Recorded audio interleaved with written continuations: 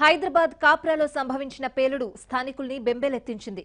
పెద్ద శబ్దంతో జరిగిన పేలుడు ధాటికి ఇంట్లోని నలుగురు, దారిన పోయే మరో ఇద్దరు తీవ్రంగా గాయపడ్డారు. భవనం పేలుళ్లు పడి దారిన పోయే ఓ వ్యక్తి మృతి చెందాడు.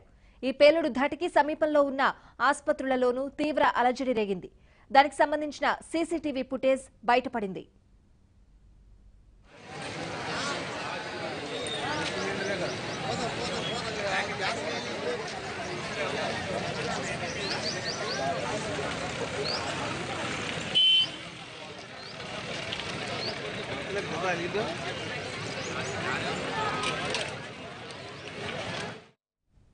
కాప్రా తహసీల్దార్ కార్యాలయం పక్కన మోహన్ లాల్ అనే వ్యక్తి ఇంట్లో భారీ పేలుడు సంభవించింది. పెద్ద శబ్దం జరిగిన విస్ఫోటనం ధాటికి భవనం మొదటి అంతస్తు కుప్పకూలింది. 4 గోడలు చెల్లాచెదురయ్యాయి. ఇంట్లోని దంపతులు మోహన్ లాల్, లీలా తీవ్రంగా గాయపడ్డారు. వారి ఇద్దరు పిల్లలు నిఖిత, గోవింద్ స్వల్పంగా గాయపడ్డారు.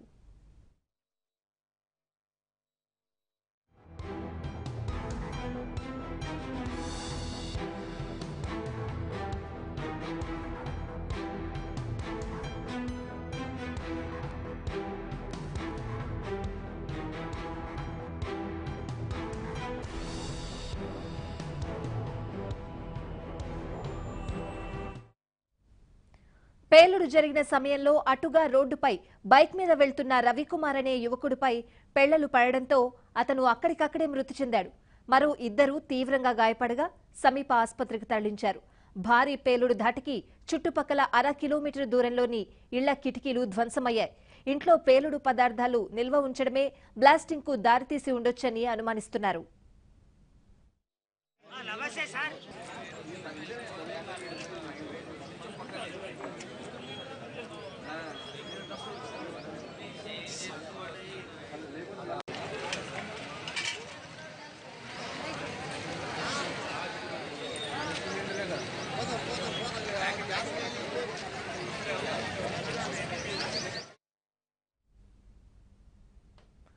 మోహన్ లాల్ బంగారం వ్యాపారి కావడంతో ఏమైనా కెమికల్స్ నిల్వ చేశాడా లేక గ్యాస్ సిలిండర్ పేలాయా అన్న కోణంలో పోలీసులు దర్యాప్తు కొనసాగిస్తున్నారు. క్లూస్ టీంను రంగంలోకి దించి ఆధారాలు సేకరించారు.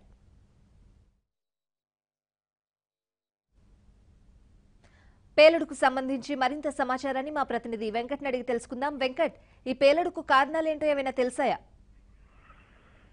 స్వాతి, ఏదైతే కాప్రాలో జరిగిన ఇంట్లో జరిగిన పేలుడుపై ప్రధానంగా గ్యాస్ సిలిండర్ రాత్రంతా గ్యాస్ లీక్ అయింది. తెల్లవారుజామున వాళ్ళు ఇంట్లో నుంచి లేచి ఆ లైట్ ఆన్ చేసిన సమయంలోనే ఒక్కసారిగా బ్లాస్ట్ జరిగిందని చెప్పేసి పోలీసులు ప్రాథమికంగా నిర్ధారణకు వచ్చారు. అయితే దీనికి కావాల్సిన పూర్తి సైంటిఫిక్ ఆధారాల కోసము ఆ ఇంట్లో దొరికిన కొన్ని కీలక ఆనవాళ్లను ఫోరెన్సిక్ ల్యాబ్ కు పంపారు. అయితే ఇప్పటికీ పోలీసులు సోదాలు చేసిన తర్వాత ఇంట్లో జరిగిన అనేక ప్రాంతాల్లో అంటే సీసీ కెమెరా ఫుటేజ్ కావచ్చు, తర్వాత చుట్టుపక్కల ఇళ్లలో ఉన్న సీసీ కెమెరా ఫుటేజ్, తర్వాత ఇంట్లో దొరికిన సిలిండర్, తర్వాత దానికి సంబంధించిన ఆ సిలిండర్ లో గ్యాస్ రిఫిల్లింగ్ చేసేందుకు అంటే సంబంధించిన కొన్ని పదార్థాలను కూడా తీసుకున్నారు. అయితే బంగారం వ్యాపారి చందులాల్ బంగారు వ్యాపారి కాకుండా ఇతర ఏమైనా వ్యాపారాలు చేస్తున్నాడా లేకపోతే సిలిండర్ కి అంటే ఈ పేలుడుకు ప్రధానంగా కారణాలు ఏంటన్నది అయితే పోలీసులు విశ్లేషిస్తున్నారు.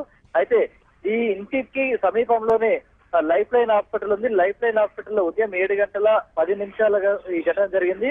తెల్లవారుజామున 7:10 హాస్పిటల్లో సిబ్బంది విధులు నిర్వహిస్తున్న సమయంలో ఒక్కసారిగా ఆసుపత్రిలో ఉన్న ఎక్విప్మెంట్ కావచ్చు, టీవీలు, ఫ్రిడ్జ్లు, ఫ్యాన్లు అన్ని కూడా ఒక్కసారిగా మొత్తం కింద పడిపోయాయి. మనం దృశ్యాల్లో చూస్తున్నాం సీసీ కెమెరా ఫుటేజ్ లో. ఒక్కసారిగా అంటే స్థానికంగా ఏమైనా భూకంపం వచ్చిన ఆనవాళ్లను చవి చూసిన అక్కడ పేషెంట్లు కావచ్చు, తర్వాత నర్సులు, డాక్టర్లు కావచ్చు, వాళ్ళందరూ కూడా ఒక్కసారిగా భయపడిపోయారు. ఒకసారి డోర్ తీసినప్పుడు కూడా బయట నుంచి దట్టమైన పొగ ఇంట్లోకి రావడంతో ఏం జరిగిందో అని ఊహించుకోలేకపోయారు.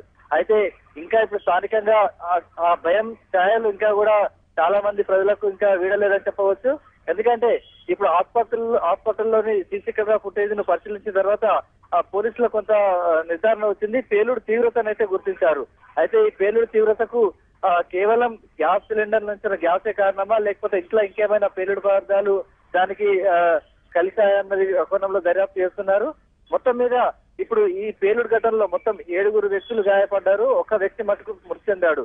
ఆ మృతి చెందిన వ్యక్తిని రవి అనే వ్యక్తిగా గుర్తించారు. అతను ఉదయం రోడ్డుపై వెళ్తుండగా ఒక్కసారిగా ఇంట్లోంచి పేలుడు జరిగిన శిథిలాలు అతనికి తాకడంతో అతను అక్కడికక్కడ మృతి చెందాడు.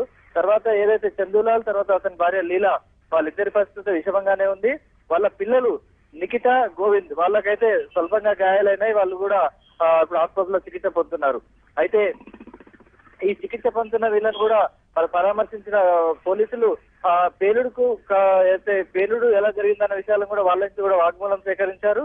మరోవైపు ఈ బయట ఇంట్లో పడుకున్న వారు పేలుడు దాటికి ఒక్కసారిగా ఇంట్లో వస్తువులతో పాటు వాళ్ళు కూడా బయటికి అంటే ఇంటి నుంచి బయటికి విసిరేసినట్టుగా రోడ్డు మీద పడిపోయారని చెప్పేసి ప్రత్యక్ష సాక్షులు చెప్పారు. దీంతో పేలుడు తీవ్రతకు గల కారణాలను తర్వాత ఇతర అంటే ఇంటికి సమీపంలోని ఎలక్ట్రిక్ పోల్ విద్యుత్ స్తంభాలు కూడా విరిగిపోయాయి. తర్వాత ఇంట్లోని వాషింగ్ మిషన్, టీవీ, ఇలాంటి మిషన్లు కూడా దాదాపు 100 మీటర్ల వరకు కూడా దూరంలో ఎగిరిపడ్డాయంటే పేలుడు తీవ్రతను అంచనా వేస్తున్నారు. మొత్తానికి ఈ పేలుడికి అయితే ప్రాథమిక దర్యాప్తులో గ్యాస్ లీక్ అయిందని భావిస్తున్నారు. అయితే ఇప్పుడు స్థానికంగా ఉన్న సీసీ కెమెరాలు తర్వాత రోడ్డు మీద శిథిలాలు పడ్డ దూరాన్ని బట్టి చూస్తే పేలుడు తీవ్రతను పోలీసులు అంచనా వేసేందుకు మరికొంత సమయం పట్టవచ్చని చెప్తున్నారు. ఫోరెన్సిక్ ల్యాబ్ నుంచి నివేదిక వచ్చిన తర్వాత మొత్తం దీనిపై ఒక క్లారిటీ ఇస్తామని చెప్పి పోలీసులు చెప్తున్నారు. అయితే మొత్తానికి ఈ మనం చూస్తున్న సీసీ కెమెరా దృశ్యాల్లో హాస్పిటల్లో సిబ్బందిగా పేషెంట్లు కానీ ఎంత భయపడ్డారో మనం దృశ్యాలను చూస్తే చెప్పవచ్చు. ఆ వీడియోలో ఉన్న దాని ప్రకారము దాదాపు హాస్పిటల్ భవనం మొత్తము కూడా ఒక షేక్ అయిన దృశ్యాలు మనం చూస్తున్నాము. ఎందుకంటే ఒక్క బిల్డింగే కాదు, చుట్టుపక్కల ఉన్న అనేక దాదాపు 200-300 మీటర్ల దూరంలో ఉన్న అనేక భవనాల ఇల్లు అద్దాలు కూడా పలిపోయాయి. వాళ్ళ ఇళ్లలోని వస్తువులు కూడా ఇక్కడ ఇంట్లో నుంచి ఎగిసిపడ్డ ఇటుక పిల్లలు వాటి తాకిడికి అనేకంగా చిత్రమైనాయి. ఈ మొత్తం బట్టి చూస్తే పోలీసులు పూర్తి నష్టాన్ని కూడా అంచనా వేయడంతో పాటు ఈ కేసులో ఉన్న ఏదైతే మిస్టరీ గ్యాస్ సిలిండరా లేకపోతే ఇతర ఏమైనా కారణాలు ఉన్నాయన్న మిస్టరీ కూడా ఛేదించేందుకు పోలీసులు ప్రత్యేక బృందాలు రంగంలోకి దిగాయి. స్వాతి. Thank you Venkat.